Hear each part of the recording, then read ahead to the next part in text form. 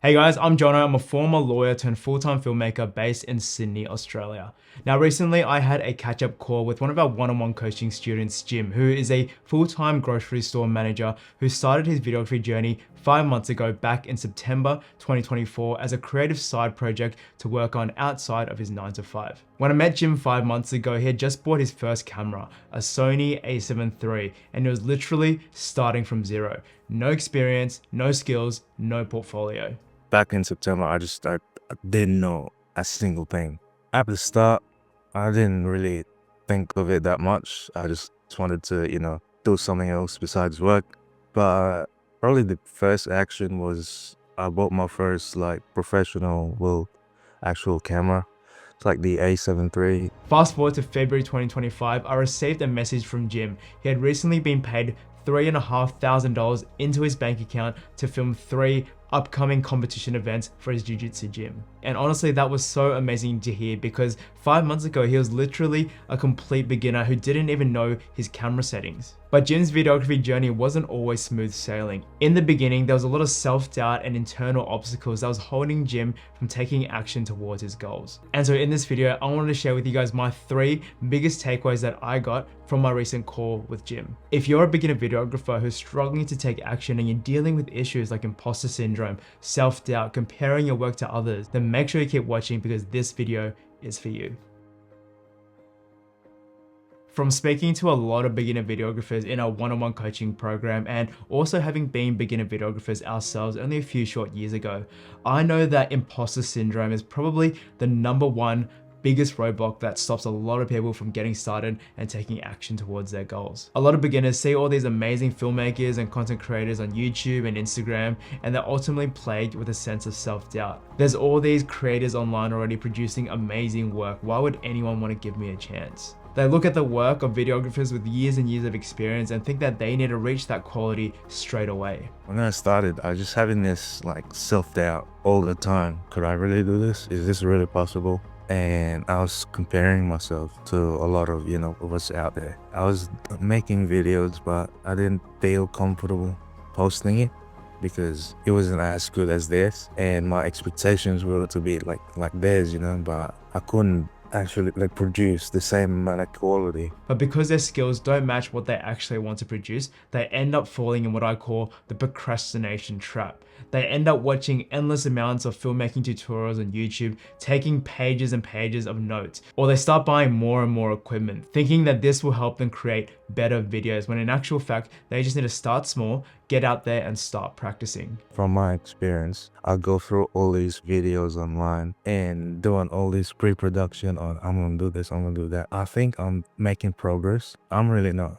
Because these are just notes. And then when it's go time and I have that, feeling of I'm being anxious and then I back out, all that work is for nothing. And so in this call, I asked Jim for his advice on how he managed to overcome his imposter syndrome. And I think what really got me out of the rut of not being myself or pretending to be someone I'm not, I try to imagine to the person I wanted to become and start taking, little actions that will help me towards being that person. I feel like I was lying to myself, but then, while I taking actions, eventually there's truth coming into it. For Jim, that looked like creating his first ever video, just a simple 15-second video of him working out at the gym. That little exercise allowed him to become more familiar with his camera settings, taught him how to compose his shots and get cinematic footage, and how to piece together a few clips into an engaging edit. I'm a firm believer that if you want to achieve anything in life, you have to have a strong sense of self-belief that you can actually do it. But from my own experience and from talking to Jim, I know that self-belief doesn't fall from the sky. Self-belief is built by taking action and proving to yourself that you're capable of doing something that you thought you couldn't do. Like for me, I think it was just our biggest break is just when one couple tried us out for an engagement shoot. That's really when it clicked in. Oh, I could really do this. I could show people that, this is my work, this is what I could do. And it kind of just helped me overcome that imposter because I could do it. I'm not pretending I could do it. I could finally do it. So just focus on taking action towards one small step at a time, because this is ultimately what will build your sense of self-belief. As many of you guys in this community know, I bought my first camera in July 2019, and in August 2019, I started reaching out to local businesses in my area to organize free portfolio shoots. But what a lot of you guys don't know is that I was thinking about doing this since the beginning of 2019. I spent a good 6 to 7 months sitting on my ass, procrastinating, thinking about taking the first step. But it wasn't until I actually took that first step and organized my first free portfolio shoot that I managed to build a strong sense of self-belief. Once I took that first step and did that first shoot, I realized, oh, hang on a minute, it's not actually as hard as I thought. I can actually do this. So ask yourself, what is one small thing that you can take action on next week that's going to progress your videography journey? Write it down on a piece of paper, stop watching this video and go take action. Once you get that done, sit down again and ask yourself the same question. What's one thing I can take action towards next week to progress my videography journey? And keep repeating this process. In the moment, it's not gonna feel like you're making much progress, but I guarantee you, if you look back on your journey 6 months from now, you won't be able to recognize yourself. Each time you take action, you build your sense of self-belief and you overcome your imposter syndrome. Now, before we move on to the next takeaway, if you are a beginner videographer who is looking to turn your passion for video into a high income skill, then you're going to love our 7-day free videography email crash course. In this free 7-day email crash course, I debunk a lot of common myths that hold a lot of beginner videographers back from getting started and taking action towards their goals, and the key things that you need to focus on to progress your videography journey to the next level. So go check that out and sign up. Link in the description box down below. It's completely free. Also go check out our other free resources like our creator kit, which contains our pre-production templates from real life client projects that we've done in the past, and our free S-Log LUT to help you achieve cinematic looking footage instantly. I remember when I bought my first camera back in July 2019, a Canon SL2 and a kit lens for $500. I was so excited, I couldn't wait to get out there and start practicing. That very weekend I got the camera, I remember I took my girlfriend out to a few spots to take photos. This is what I call the honeymoon phase. This is the stage where you have rose tinted glasses, everything is new and exciting. But after a while, the novelty of that new thing fades and you ultimately fall into what I call the valley of death. And unfortunately, this is where a lot of beginner videographers give up. I remember when I was starting out, after like the first couple of months, oh yeah, hey, I've got camera, I'm cool, I'm posting all these videos, look at me. And after that wears out, you're gonna be in this just long period of, it's like after the honeymoon phase, where you think you start having these self-doubts. You'd think that, is this really meant for me? Is this what I really want to do? You gotta look out for that, because that's the phase where it's just so easy to quit. I remember when I was there, it's like every day I wanted to quit. Like, I just sell all this gear, man. Like, make my money back. And then, there's light at the end of the tunnel. So just keep going. Yeah, that's what I tell myself. You're exactly where you need to be. Man, the valley of death is such a sucky place to be. I remember when I was at this stage early in my videography journey, I was still working full time as a lawyer in the corporate world, and I would finish work at around 7 p.m, have dinner, and then do my video stuff at around 8 p.m. I'd sit down and try to edit a video, and it'd take me so long just to figure out how to piece the clips together. I felt so frustrated, and I remember thinking to myself, what am I doing? I could be relaxing and just playing FIFA. Why am I putting myself through this pain? And a lot of those times I just felt like telling myself, F this, I'm just gonna give up. And there's a really good book called The Dip by Seth Godin, which I think really encapsulates this concept of the valley of death. The book basically talks about why there is something called the dip every time we try to pursue something meaningful in life, whether that's learning a new skill, starting a business, getting in shape, or falling in love. At the start, everything is new and exciting. You're getting a lot of really good feedback from family and friends, and it feels like you're making a lot of progress. But then there's the dip. The dip, or what I call the valley of death, is the long, hard slog that you have to go through between starting and mastery. You'll feel like you're putting in all this time and effort without seeing any tangible results. And this is where most people quit. If the dip was easy to get through, then everyone would be doing it. But scarcity is a secret to value. And if there wasn't a dip, there'd be no scarcity. I'm a mad football fan, and one of my biggest role models in life is Cristiano Ronaldo. And in one of his interviews, he says, everyone wants to be Cristiano, but I'll give you the map, I'll give you the secrets. do you think you'll actually do it? Because everyone wants to be Cristiano, but I give you the map. You think you will do it that? It's difficult. It's The discipline. the discipline is the most difficult thing, not only in the sports, but in the life. And that's the purpose of the dip. Yes, you have the roadmap, you know what to do, but not everyone is actually willing to put in the work and the sacrifice to actually go through it. But for the people that are willing to stick it out and keep going, those are the people that are going to see the biggest transformations. Personally for me, what really helped me get through this valley of death when I first got started was treating this as more of a fun, creative side project that I worked on outside of work. I just treated my videography journey as a fun way of learning and developing a new skill, rather than trying to build this amazing business. And so if you're in a position where you are working a full-time job and you're not relying on this videography thing to be your main source of income, I would take full advantage of that. Treat this as you trying to learn and develop a new skill, rather than you trying to start this business so that you can quit your 9 to 5. In my experience, that's been the most effective and enjoyable way of getting through the valley of death. When you start out as a complete beginner, your biggest problem is that you have literally no idea where to start. And what I tell a lot of our students is that if you are literally starting from zero, the best place to start is by looking for ways to add value to your existing network. Family, friends, colleagues, people who already know, like, and trust you, because those are the people that are most likely to give you a chance when you're just starting out. For example, when I bought my first camera back in July 2019, there was this one day, a colleague of mine came into work and over morning tea, she was telling us about this new e-commerce side hustle she was starting, selling adjustable women's underwear. And after talking to her a little bit about the brand, I asked her how she was going about doing her marketing. And she told me she was in the process of starting up a website and social media pages, but she was struggling to capture high quality content of her product. And so sensing an opportunity to add value to my colleague and to also practice using my new camera, I told her, hey, I just bought a new camera and I'm looking to improve my photography and videography skills.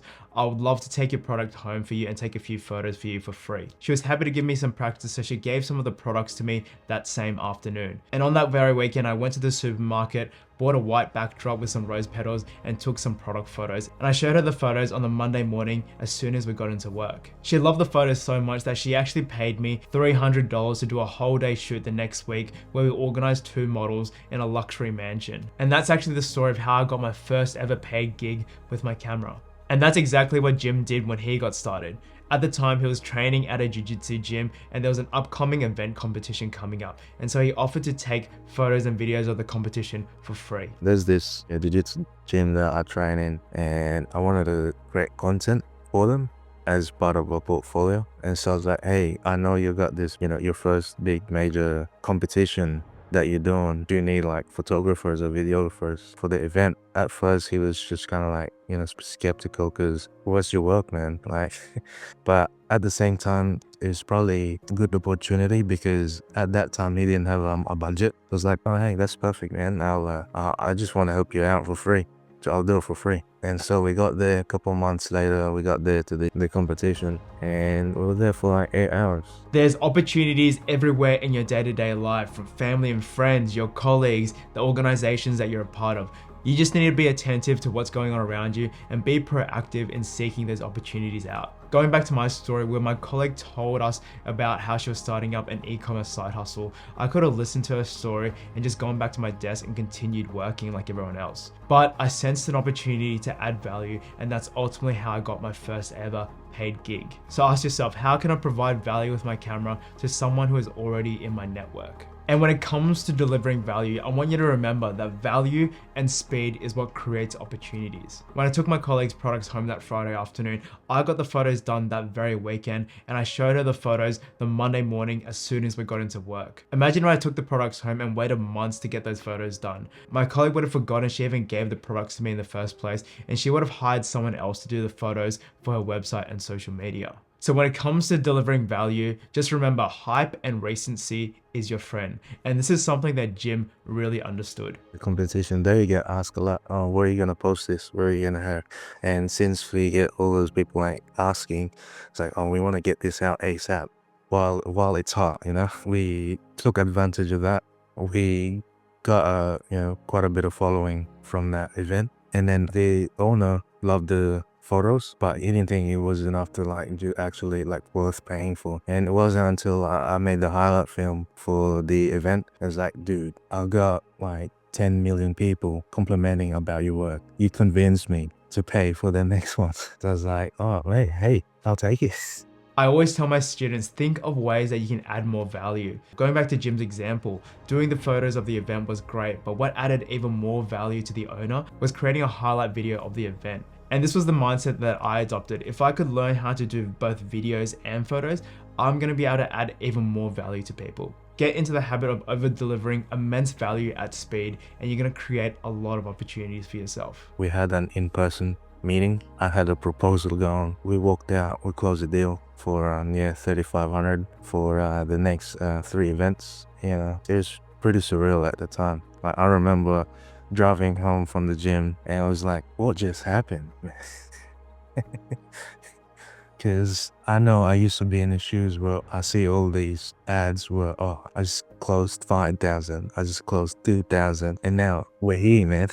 And then, yeah, we was freaking out. I was like, oh, I was telling my wife, oh, now we really had to do over-provide, man, really tough quality because they paid us first up front. People might watch this and say, oh yeah, Jim got lucky. He was already training at that jiu-jitsu gym, so he already knew the owner. But that's how losers think. Losers always think that everything is outside their control. It's always someone else's fault. If something good happens, it's because that person got lucky. But winners prefer to focus on the things that they can control. We like to think that there's no such thing as luck, because luck is just when preparation meets opportunity. Imagine if Jim hadn't spent the last few months leading up to that point taking those small steps. Creating videos, practicing and developing his skills, learning how to shoot cinematic footage, learning how to edit and put together an engaging video. When he gets to that jiu-jitsu competition, his video just turns out average. The video gets uploaded and no one cares. The owner watches the first 30 seconds, forgets about it, and just gets on with his day. Imagine if Jim hadn't prepared for the meeting and got his packages